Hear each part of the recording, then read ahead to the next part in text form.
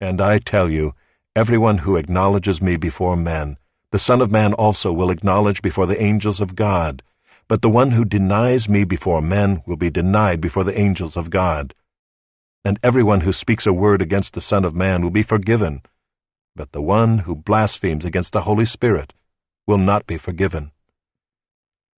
And when they bring you before the synagogues and the rulers and the authorities, do not be anxious about how you should defend yourself or what you should say, for the Holy Spirit will teach you in that very hour what you ought to say. Someone in the crowd said to him, "Teacher, tell my brother to divide the inheritance with me." But he said to him, "Man, who made me a judge or arbitrator over you?"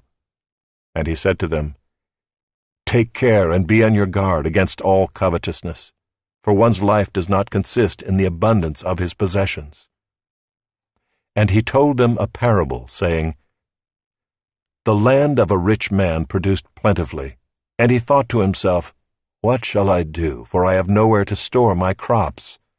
And he said, 'I will do this. I will tear down my barns and build larger ones, and there I will store all my grain and my goods. And I will say to my soul, Soul, you have ample goods laid up for many years. Relax, eat, drink, be merry.'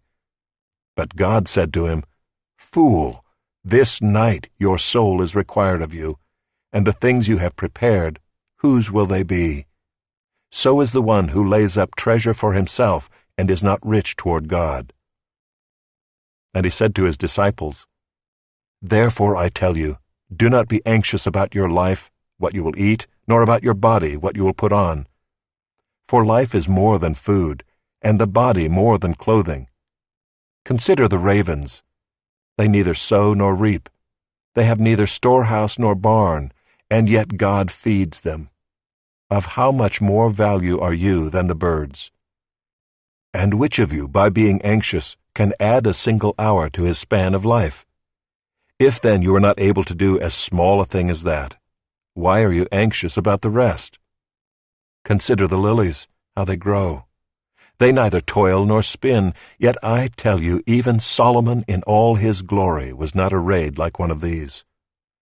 But if God so clothes the grass, which is alive in the field today and tomorrow is thrown into the oven, how much more will he clothe you, O you of little faith?